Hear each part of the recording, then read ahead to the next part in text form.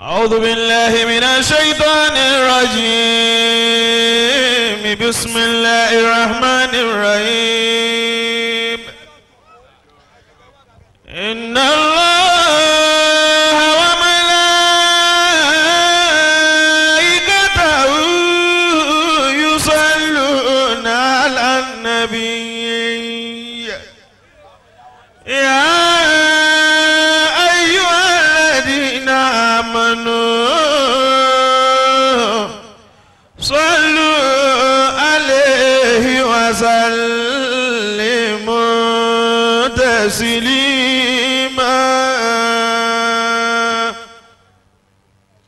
بسم الله الرحمن الرحيم. وسارعوا إلى مغفرة من ربكم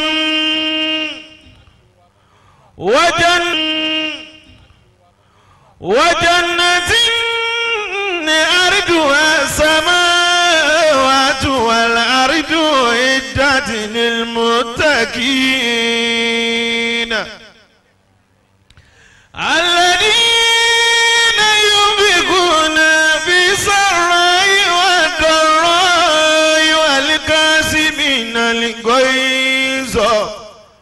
والكاظمين الغيظ والعافين عن الناس والله يحب المحسنين. والذين إذا فعلوا فاحشة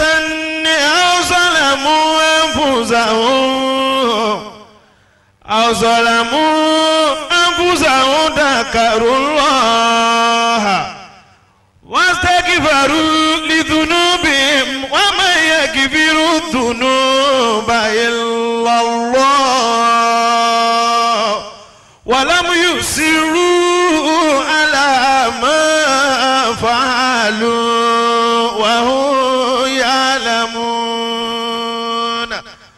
أولئك لهم جزاؤهم مغفرة من ربهم وجنات تجري من تحتها الأنهار خالدين فيها أبدا ونعم أجر العاملين.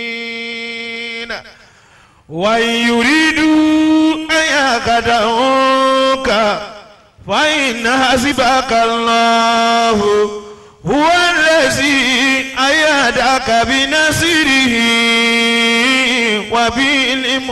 وبالمؤمنين وألف بين قلوبهم لو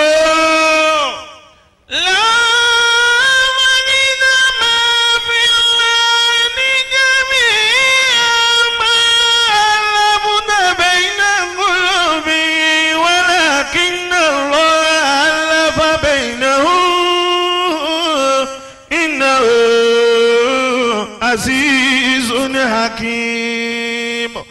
يا أيها النبي حسبك الله ومن اتبعك من المؤمنين إنه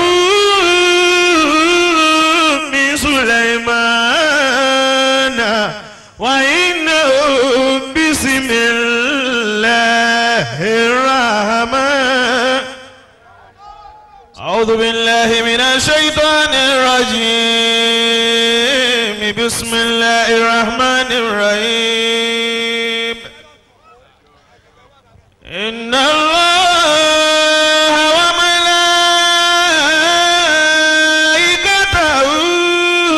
يصلون على النبي يا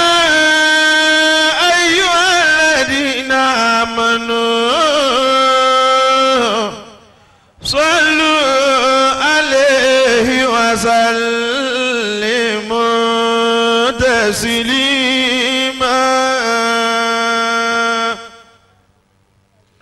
بسم الله الرحمن الرحيم وسارعوا إلى مغفرة من ربكم وجنة أرضها السماوات والأرض أعدت للمتقين الذين ينفقون في السراء والضراء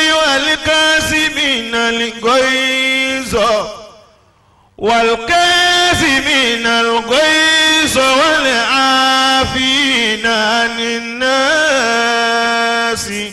والله يحب المحسنين والذين إذا فعلوا فاحشة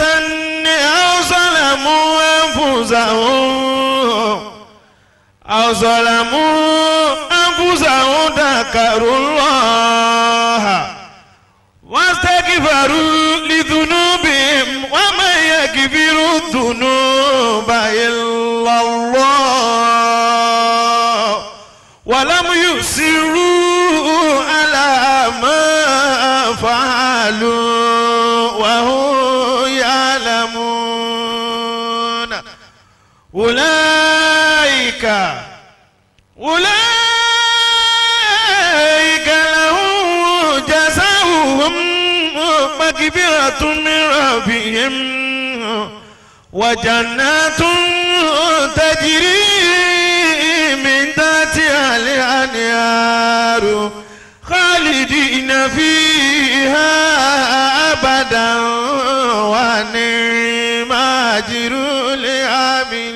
العاملين وإن يريدوا أن يخدعوك فإن حسبك الله هو الذي أيدك بنصره وبالمؤمنين وألف بين قلوبهم لو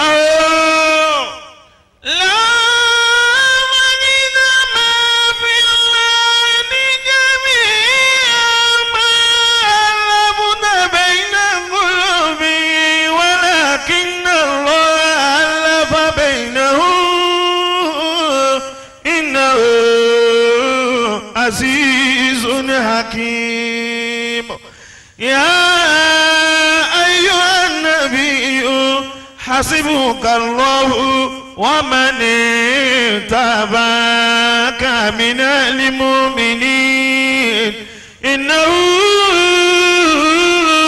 من سليمان وإنه بسم الله الرحمن صدق الله العظيم. أنت يا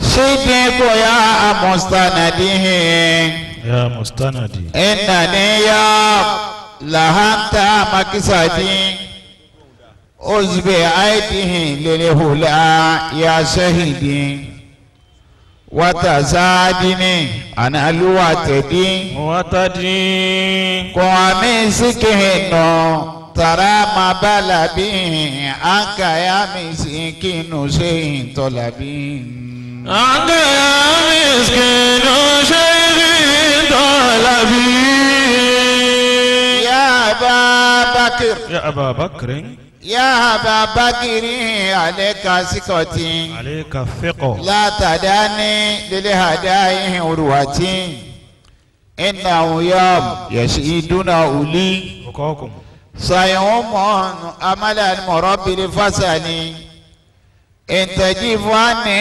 إلى ممن هرم اسمك ممن تروم علمهم نار حربي أزهت الأمم ويهالي إن لم تكونوا آمين. نعم.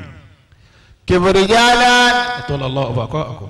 كبر رجالا إنهم في سورة وهناك القوم هم لسوريات أشيء بالغ لدعوة غير وانكم هي قدوة مصطفى صلى الله عليه وسلم مصطفى ياسين يكون وصلي أحمد الفاسي تجاني أبالي فبك أولاي هبي فيدوتنا أبا الفيضة وغزالي صاحب الحجاتنا فافتحوا الباب افتحوا الباب فافتحوا الباب فادخلوا بكم لأسيرا في الغد هياكم أزكي لهما إلهي بالرضا على دري المسكين شيخ مرتضى هكذا فاروقنا يا ربنا يا رب ما لوري هدم الأسواتنا زواتنا وسلام الله يداومها سرمدا الله للنبي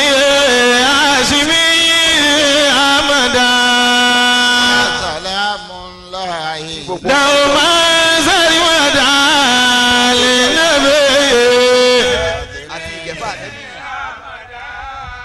وسلام الله دوما سرمدا للنبي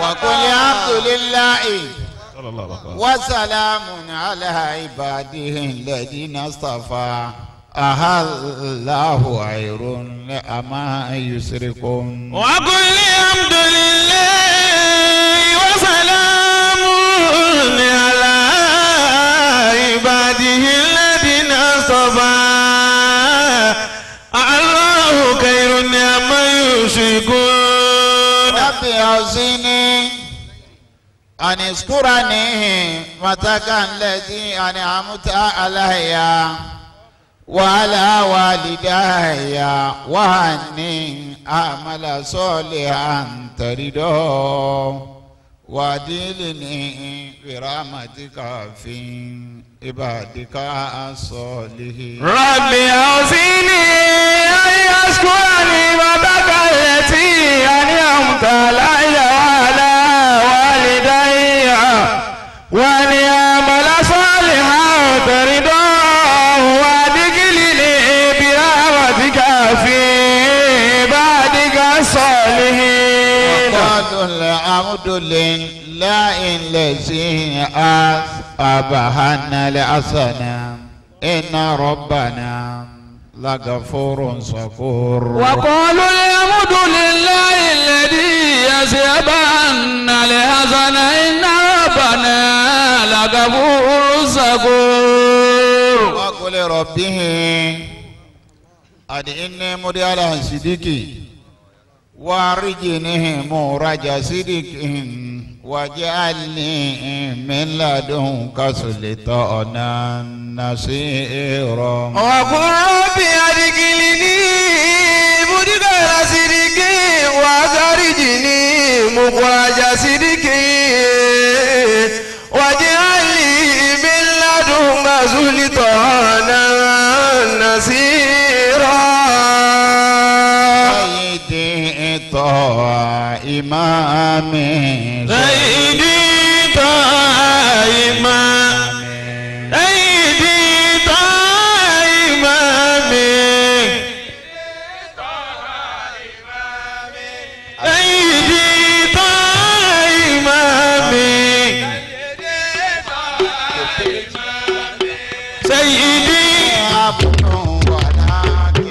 سيدي طه إمام إنني عبد ولكن سيدي طه إمام. سيدي طه إمام سيدي طه إمام سيدي طه إمام إنني عبد ولكن سيدي طه إمام شغل القلب هواه وهو أنسي وهو طبيب.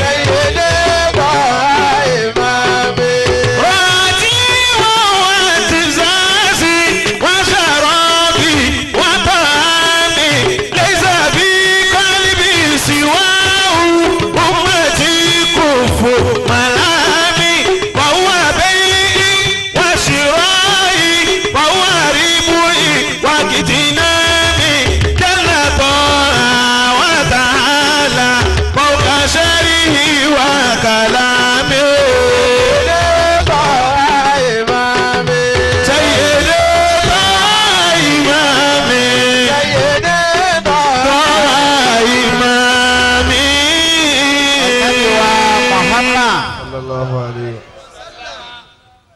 aṣíwájú ayé àtọ̀run lànàbí wa Muhammad a máa péjọ láti máa yẹ ọjọ́ bíbí ànábì a máa péjọ láti máa ṣèrántí ànábì a máa péjọ láti máa dárúkọ ànábì a máa péjọ láti máa ṣẹ̀yìn ànábì wa Muhammad sallallahu alayhi wa sallam ànábì tí ó ṣírú ẹ̀ inú gbogbo ntọ́lọ́wọ́ ọba dá kò ṣírú ẹ̀ nínú gbogbo ànábì ọlọ́wọ́ ọba àwọn àyà kan bẹ́ẹ̀ nù Al-Qur'an tó ń jásí pé yóò máa tọ́ka yóò sì máa júwe bá ànábì ṣe tó ọ̀kan náà ni pé kana lakum fi rasulillahi uswatun hasana. liman kana yarju Allaha wal yawmal akhir wa dhakara Allaha kathira. bẹ́ẹ̀ ń ṣe dádúró lódìdí háyà bẹ́ẹ̀ náà ni wa innaka la'ala khuluqin azim wa innaka la'ala khuluqin azim. kí ló jọ rí bẹ́ẹ̀ bẹ́ẹ̀ bá ní kò wá nábì wa Muhammad yìí pé wé rẹ̀ ẹgbẹ́ ẹni tá à ń sọ ọ̀jọ̀gbọ́n kan náà àfa ó ṣírò àwọn èèyàn láyé 100 èèyàn ló ṣírò láyé ó wà nínú 100 yìí àwọn jìnkòjìnkò èèyàn láyé àwọn èèyàn yéèyàn òun sàwọn jọ ó náà mẹ́ni tí fi lọ́lá jù nù wọn Muhammad Rasulullah. Khalidun mi'a wa fidaluhu Muhammad Rasulullah. bẹ́ẹ̀ bá wò bẹ́ẹ̀ anabi Muhammad sallallahu alayhi wa sallam. níjọ́ kan ó jókòó àwọn tọ́lọ̀ ń dá máa nẹ́bi pọ̀ àmọ́ àwọn kankan bẹ lára nẹ́bi tó pé ó tún fẹ́ lé inú ẹ̀ níwà anabi níwà inú ẹ̀ ní sùúrù a sábà wà lọ bá wọn ní ya Rasulullah anabi ní naam wọn sì kí ni yọ wá fẹ́ pọ̀ jù báyìí ó ní kí ni nǹkan náà ìwà yìí àti sùúrù rẹ̀ yìí tí ò ti fẹ́ pọ̀ jù ní tí wọn kàn fi lé tí wọn ò fi kún ni pé tí ò tẹ̀ ti fẹ́ dọ̀dẹ̀ sà lànàbí wàá fèsì fún wa yìí pé adabani rabbi fa ahsana ta'dibi. adabani rabbi fa ahsana ta'dibi. eri adabani rabbi yẹn mo fẹ́ ṣe lélẹ́rìí. àbùkọ́kùn. ní pé adabani rabbi ó ní ọlọ́wọ́ bá mi kọ́ mi lẹ́kọ̀ọ́ fa ahsana ta'dibi. èèyàn máa wá wo gbólóhùn tá a nábì sọ pé adabani rabbi kiri ń jẹ́ adabu gan. tọ́ ọlọ́njà rí i pé. hadab kí ni jẹ́ bẹ́ẹ̀. àwọn oní mímọ̀ tí wọ́n ń sẹ́ mọ̀ àwọn elédè ọba dọ́dọ̀ àwọn ò lè má rí wí àmọ́ kèése tí wọ́n wí wù ní ta àgbàlérò torí bàbá dọ́dọ̀ onílógà bóun bá fẹ́ tó adabu fún ọ kò sí tí ń jẹ́ adabu ta kí wọ́n pè yàn lọ́dún oúnjẹ òun nípìnlẹ̀ adabu nínú lógà dàwátúhù ilà ta'am. ọlọ́run ṣàánú. tí ń jẹ́ adabu lọ́dọ̀ tiwọn nìyẹn ìgbà tó di asùlù àbásí làwọn asùlù àbásí lọ́dàgbàsókè ni wọ́n wá ní tí ń jẹ́ adabu òun ni kákọ̀ nǹkan àbí kákọrin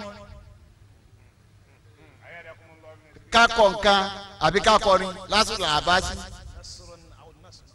mukadbat bin aldo òun náà wá sọ̀rọ̀ sí i ibi tí ń jẹ́ adabu lọ́dọ̀ tòun òun ni tí ń jẹ́ adabu nínú ìtẹ̀síwájú táwọn àfáà wa fẹnu kò sí tó ṣe déédéé ní táwa fẹ́ lò lálẹ́ yìí wọ́n ní tá à ń pè ní hadabu nìyí pé mu'amalatu ma'anas Allahu akbar. mu'amalatu ma'al-alki usnul mu'amala òun là kó tá hadabu usnul mu'amala òun náà ń pè ní hadabu kọ́ ọmọ yẹn bá lò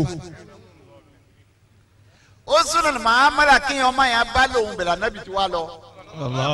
lànàbì wa fi sọ pé hadabani rabbi. Rabbi fa ahsana ta'dibi. ó ní pé ànábì yá yọrọ. nítorí yá yọrọ ni yí pé hadabani rabbi fa ahsana ta'dibi. ilé méjì ló pé ọ̀rọ̀ yẹn sí. hadabani rabbi ọ̀rọ̀ kan ni. fa ahsana ta'dibi ọ̀rọ̀ kejì ni. hadabani rabbi. báwo la fẹ́ gbọ́ yìí lára nabi muhammad. sallallahu alaihi wasallam. pété bá sọ pé lágbájá ó ní husnul muamala. lágbájá lẹ́kọ̀ọ́ kíní jẹ́ pé kéèyàn lẹ́kọ̀ọ́ ó ní kọ́ ṣàfihàn nǹkan sẹ́ni ó ní. Allah.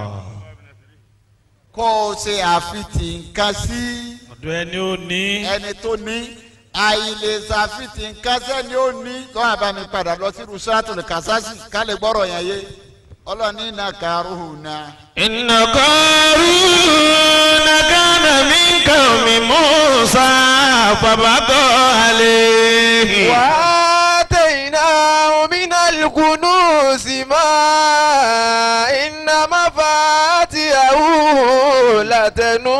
لتنوء ما إن مفاتحه لتنوء بالعصبة أولي القوة إذ قال لقومه لا تفرح إن الله لا يحب الفرحين وابتغ فيما آتاك الله الدار الآخرة ولا تنس نصيبك من الدنيا أحسن كما أحسن الله إليك ولا تبغ الفساد في الأرض ولا تبغ الفساد في الأرض إن الله لا يحب المفسدين. ibi tí mo ń lọ yìí. قال إنما أوتيته على علم عندي أولم يعلم أن قال إنما أوتيته على علم عندي. Kárúnà inú ìjọ Musa ni. إن قارون كان من قوم موسى ìjọ Musa ni Kárúnà wà. فبغى عليه. àtìtì lè mọ̀ wá téèyàn ó wù àfi tó bá lówó lọ́wọ́. ó lè mọ̀ wá téèyàn fẹ́ wù àfi tó bá dáa fún. ó lè mọ̀ wá téèyàn fẹ́ wù àfi tó bá nípò. ó lè mọ̀ wá téèyàn fẹ́ wù àfi tó bá ti síwájú. gbogbo téèyàn bá ń ṣe tí ò lówó ní téèyàn ń ṣe tí ò nípò ní téèyàn ń ṣe tí ò lọ́lá ní téèyàn ń ṣe tí ò jẹ́ níwájú tó lẹ́ni rẹ̀ lòun ní ń dẹ́ mọ́ni. kèétí ẹ̀ lè mọ̀ wẹ̀ ẹ̀ lè tí mọ̀ wá rẹ̀. Kárúnà jẹ́ kan nínú ìjọ Musa ó sì lọ́lá ó lówó kò lówó ó lòsì ni. òun ní àmà rọ mi sáàjẹ mọ́sálásí. òun ní àkọ́dé mọ́sálásí yóò tẹ́ ní yóò tún wọlé ọlọ́run ṣe. inú ànábì Musa wàá dùn yìí pé yóò ṣe wúlò fẹ́sìn báyìí yóò ṣe wúlò.